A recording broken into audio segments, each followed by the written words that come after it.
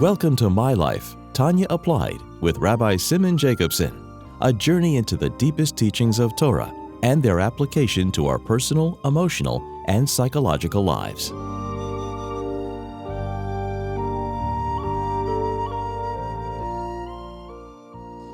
A good tevach, a good week.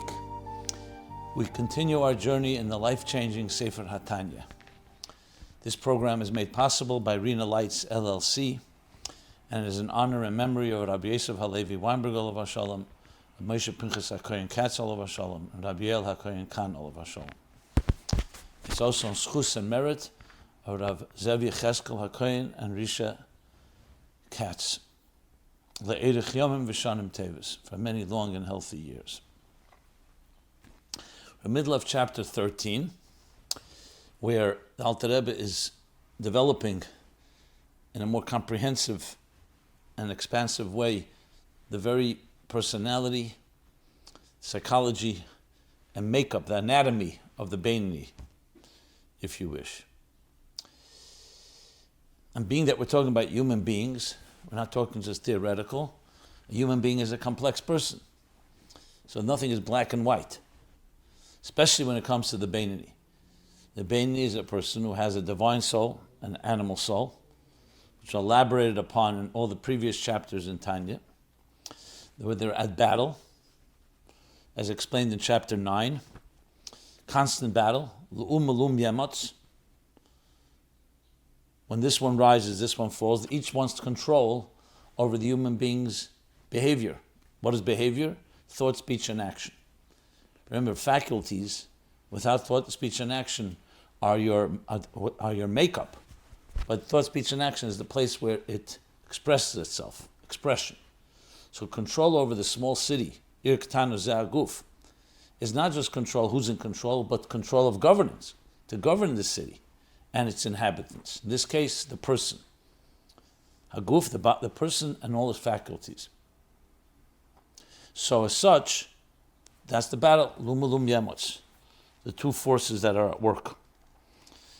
And the Benoni, due to many factors, the Benoni exerts himself and exerts that control to not allow the animal soul to affect the thought, speech, and action.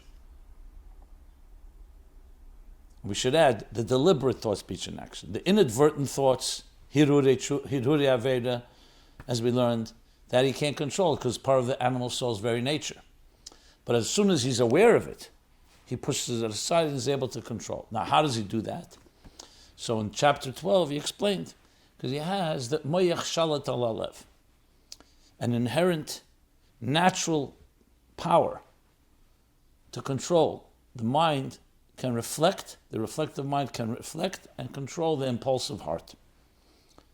You can eliminate it, because the animal soul is fully active, but he can control it.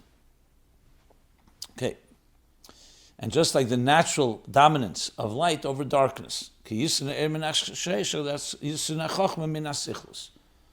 the wisdom, the reflective mind of the divine soul, which resides in the mind and the right side of the heart, has natural power like light to dispel darkness. But he has to exert that. A Rasha, Tevlei, also has Moyach Shaltla, but he doesn't necessarily use it all the time. By Benoni, he's constantly vigilant, and that's why his thought, speech, and action are always under the control of the divine soul. But that itself, we learned in chapter 12, has an additional component during davening. During davening, there's a shas moichin the godless, so another surge of energy, of divine energy, enters into that time zone during that time of davening. So when he's davening, even the effect of the animal soul is subdued. Meaning it's not, it doesn't even, even its voice is no longer speaking. It's still there. Use the example again to the city of two kings battling with each other. There are times that the opposing king is taking the offense and trying to control. He still doesn't get control because the other king, the divine soul, with Moyach Shalt Alev, is not allowing the thought, speech, and action to be controlled. But you can't say that he's not trying. And there's a loud voice, a temptation the temptations of the animal soul and his desires. But during davening, as we're going to learn soon in this chapter 13, the animal soul is like asleep. Because the davening, that additional element, causes that power. And then, afterwards, the battle begins again. With some reshem, some effect that remains, some trace that remains from the davening. That was in chapter 12.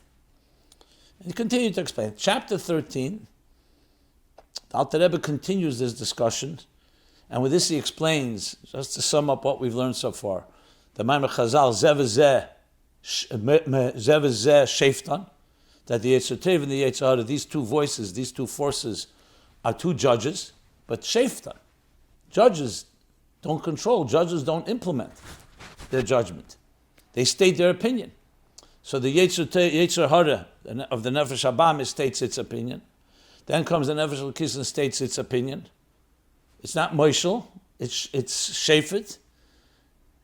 And then comes the Eibishter, Tzad Yamin, that sides with the second judge, the divine soul. So you have two against one. So now we have also the Ir Hashem, as he called it, that radiates, but obviously it comes after the divine soul is stating its case. In a Rasha v'Tevlei, or Rasha in general, the divine soul isn't always allowed to speak. That's why the person acts, unfortunately, according to the animal soul. But here the divine soul speaks. The divine soul, we learned already in chapter 12, also has the Moyach Shal Tal Lev.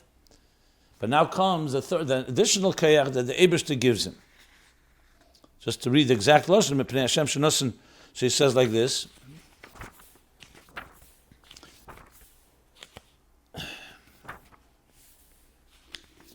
So the lashon that he uses is Eir Hashem, Ora Shemeir Eir Hashem al Nefesh Elikis, which is based on, which is the meaning of the pasuk, where he says, Ki Yamed Limin Evyin Leishiyah Misheftei Nafshe.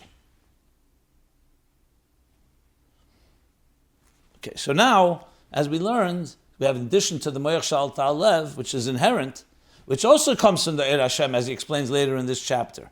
The Eibishter gives him that power. But that's a power that once the Eibishter gives it, that's part of you. You don't need to have an additional koyach, like say during davening, which is of course even a more powerful koyach, additional Eir Hashem. But then there's an additional thing, that when you exercise that self-control, then comes the Yad Yamin, the Eibishter comes, this Eir Hashem, Lisle. So here we talk that the Ezer, that the Eibishter gives him, this support, is both in giving him the power to self-control, and also when you exercise that power, an additional kayach that comes, that makes it 2 against 1, and that's how the divine soul dominates. So we have now an additional element. Okay. And we spoke about the different aspects of this, during davening, after davening, and so on. And during davening, of course, that it's even more powerful.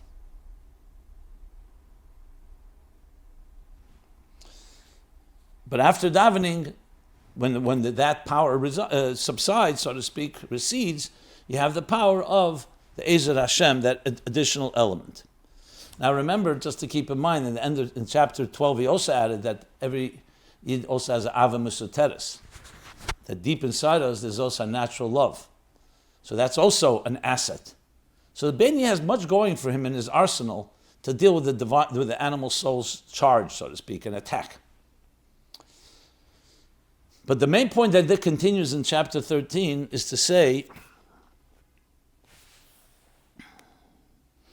is that after all this, he still has an animal soul. And therefore, that's why it's called Kirosha.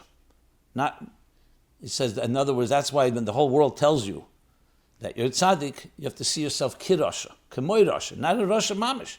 Because Rosha Mamish, the thought, speech, and action are affected by the animal soul. By Benoni, it's not. But Kirosha, because in his personality, the animal soul is still active. There are different levels of that activity. And that's the next piece. To answer the question why it says Kirosha, even though there's another Maimer Chazal, a person should never see themselves like Kirosha. Because we're talking about Kamoy Rosha to understand your inner personality. Okay.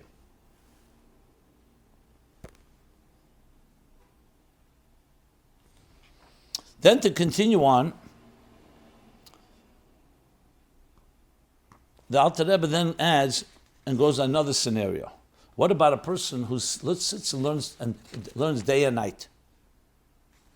The language he uses, that's the exact lashon is, Va'af misha b'teres Hashem chaftzeh v'yega b'yem v'layla l'shma. So now we have another additional scenario. It's a Benoni. He has Moyach Shal Talev. He has Yad Yamin, the Eibishter is helping. We'll soon talk about the scenario of davening.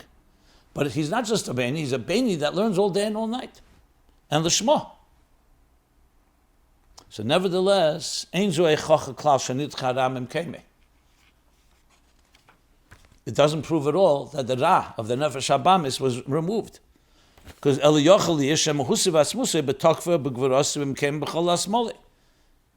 that in its essence, not as an expression, but the other king, has not weakened his resolve. He's still there, he's fully active. He's just unable to control the city, meaning the thought, speech, and action of the person. But it's betokfik v'rasi where b'chol hasmole b'mkeme. Raksha levushav. It's only the garments. Shei machshav d'b'remaisa ein mislapshin b'mayach v'apeva yadayim v'shar evri aguf. That they don't manifest in the mouth, the arms, and the rest of the limbs of the body, because it doesn't have that type of control. Why? Because like we learned, mipnei Hashem shenoshen shlitim amshol l'mayach ha'alev. Because God who gave power to the Mayach Halalev, to have Shlita of Mayach Halalev. It's interesting, sometimes you'll see in chapter 12, he doesn't say it's Hashem Shenosan, even though it's obvious. If we're born with something, it means God gave it to us. But there the focus is that we have it inherently within us. But remember, there are different scenarios. There are scenarios where the animal soul is very active, for example, and you haven't activated your mind to self-control. So you need additional support. So sometimes in this chapter he's adding that the Mipnei Hashem shenos and shlita.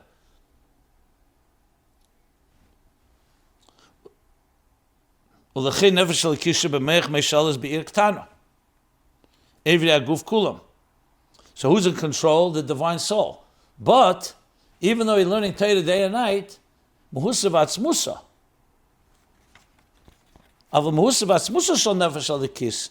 Now we're talking about the personality.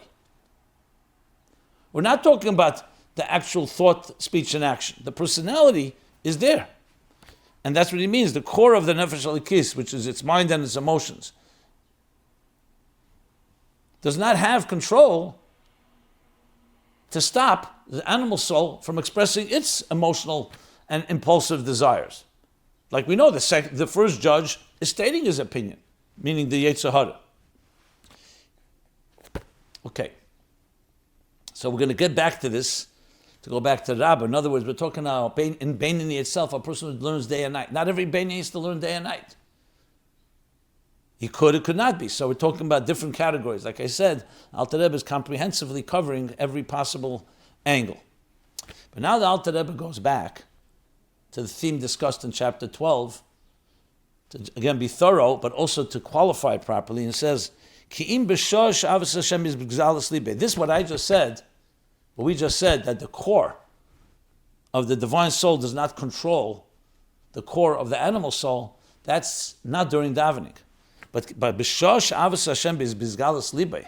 But during davening, be'itim uzamonim, k'may b'shas atfilo k'yetzeba, explained in chapter 12, so now he has an additional surge, additional strength that's coming from Shas Meichen the Godless.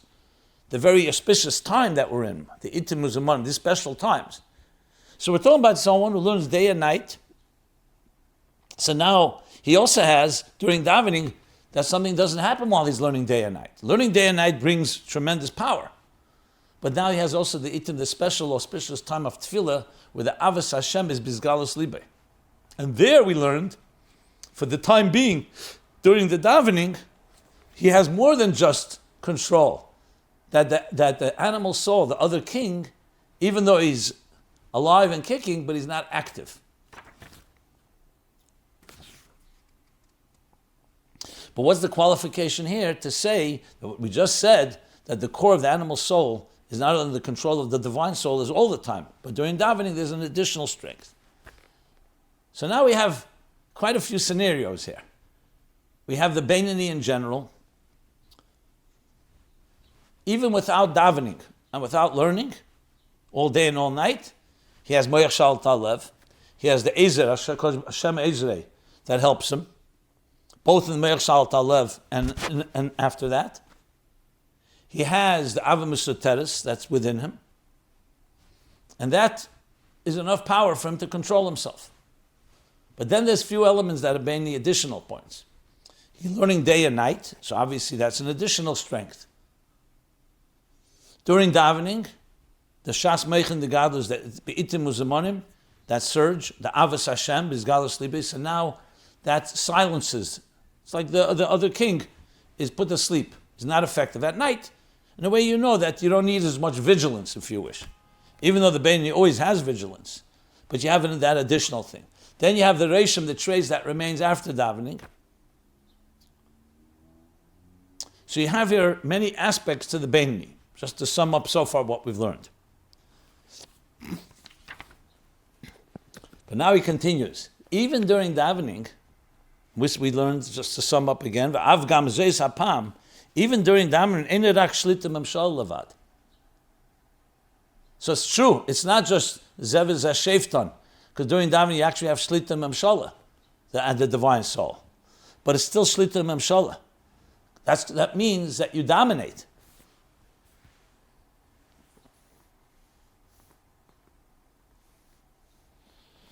Which is a form of coercion, a form of dominance, control and dominance. You haven't transformed it. That king is still your opposition. He's still your adversary. He's still your adversary. And therefore, that has to be dealt with. Kediksiv, and he brings again the pasuk of Emelum Yamotz, the two nations that we learned in chapter 9. One nation shall overpower the other. That's a constant battle.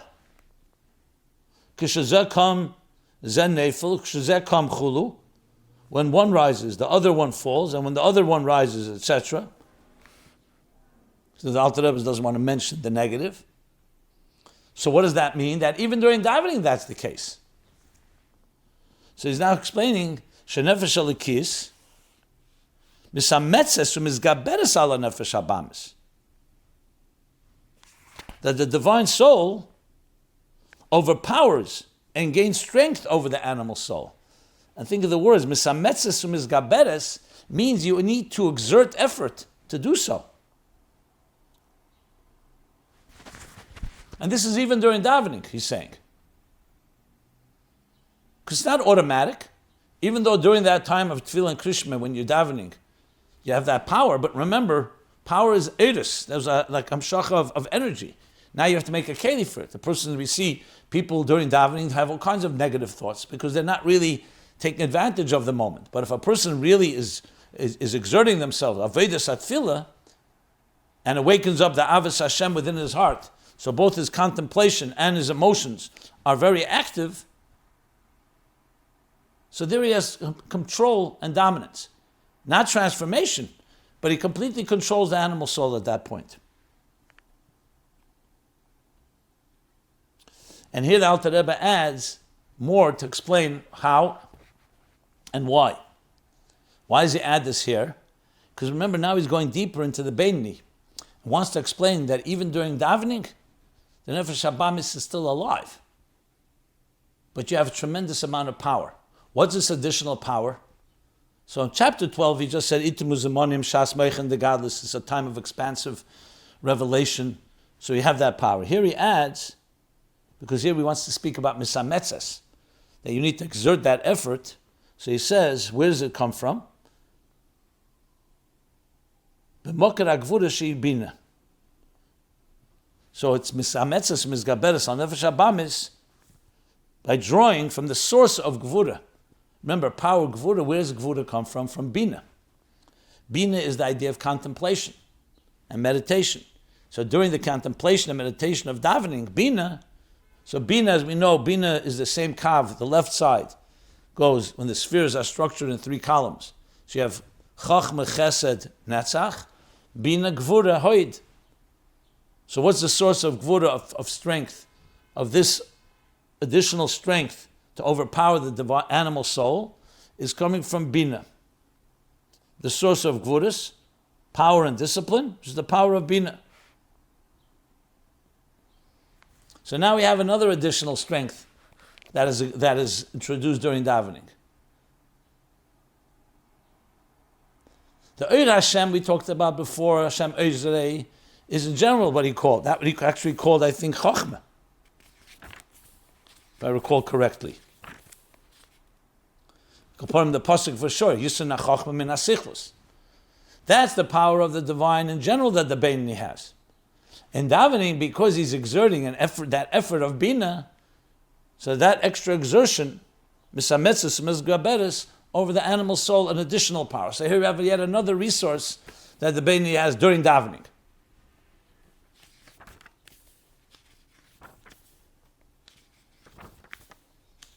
Just wanted to see the lashon that he says earlier about when he speaks about the Eir Hashem.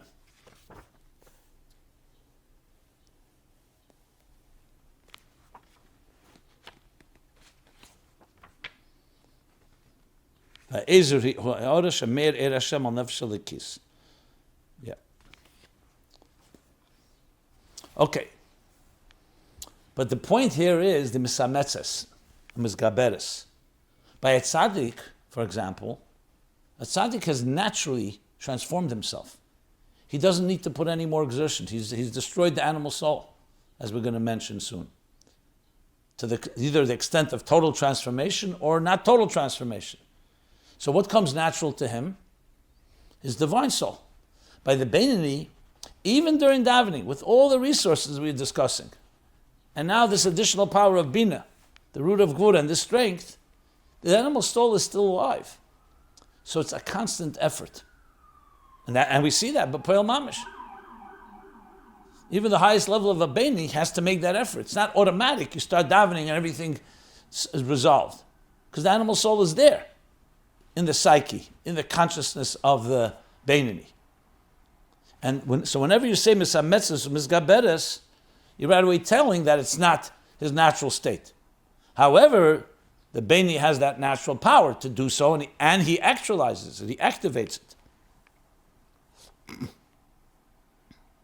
And the Alter Rebbe now spells out what's the process. Lizbeinen b'gdulas Hashem, Ein Sev Baruch Hu. So to contemplate on the greatness of God, the infinite divine, Ulohelid, and not just in the mind, but also on the right side of the heart, Lohelid Ava Aza. LaHashem Kirish Be'esh B'chol HaYemini Shebelibe. To give birth to a powerful love, Aza. Ava Aza, powerful love. Az is also from the word like Gvura. And it's Kirish Be'esh, which again, even though there's Ava that's connected to Chesed, but here's talking about Rish Be'esh, like a flaming fire. B'chol ha'yemoni shebelibe, in the right side of the heart, as explained earlier. Va'oz, and now that he's activated his bina, that's his bonus, and the bina in turn has given birth to midas in the heart, which is the ava aza, this powerful, but it's power. The focus here is on power, on dominance. Then the other side of the animal soul is iskafia, from the word kaifa, subdued. Not transformed, subdued. But there's tremendous power. So to go back to the example of the two kings, in this situation during davening and during all this effort, do you see the dominance of the right side, the king, the divine soul, is completely dominating. That doesn't mean there isn't an enemy, but the enemy has been subdued because you've overpowered. That's indeed why the thought, speech, and action remains intact and controlled by the divine soul. Okay. But here comes the other side. And this is even during davening. Avaloin is batal lekamri bebenni. But with the Benoni, It has not been completely eliminated. Ela b'tzadik, only by a tzaddik. Shenemar by v'libi chol b'kirbi. Like the verse that he actually quoted in chapter 1. My heart is empty within me. Cholol means it's empty, referring to the left side of the heart because there's nothing there. He's eliminated that voice, that force. And as we learned in chapter 10, v'hu moyes berav eseinei b'tachlis asina v'amius. He's repulsed by evil and detests it in an absolutely detestable and repulsive way.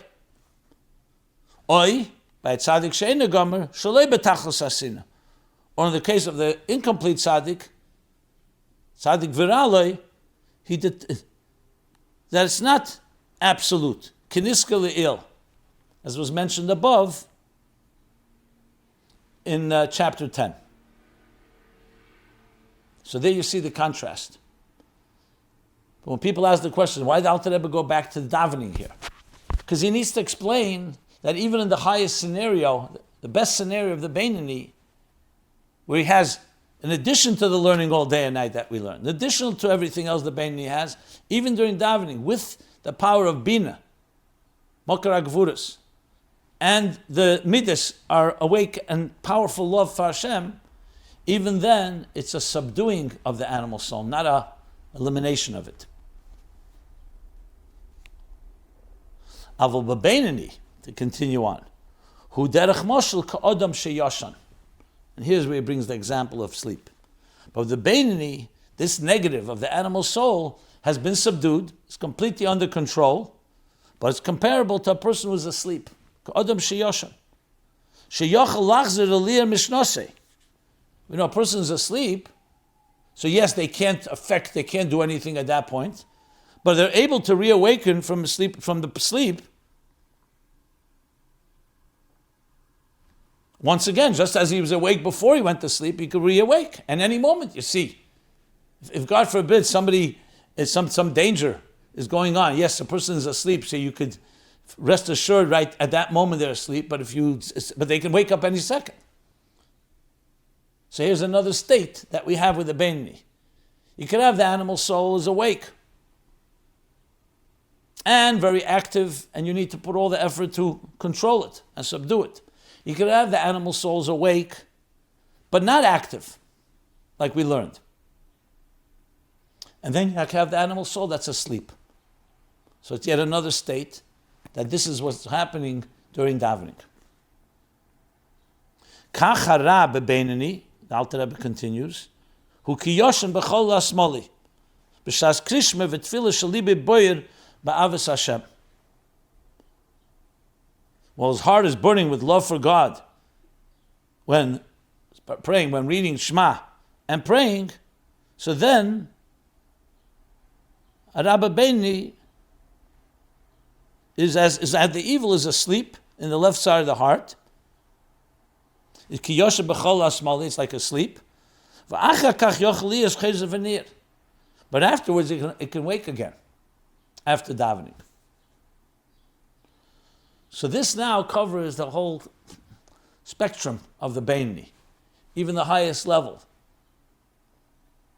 And with this, the Alter Rebbe then is going to continue to explain Rabbah. Rabbah said, I am like a Benoni. Because Rabbah, of course, was a person who learned all day and all night, Lishma. But that we'll learn next week. So with that, we conclude. Everyone have a good week. TanyaApplied.com is the landing page, the place you can find all previous programs and submit questions and other resources. Good Tavach. This has been My Life, Tanya Applied with Rabbi Simon Jacobson. Please join us again next week.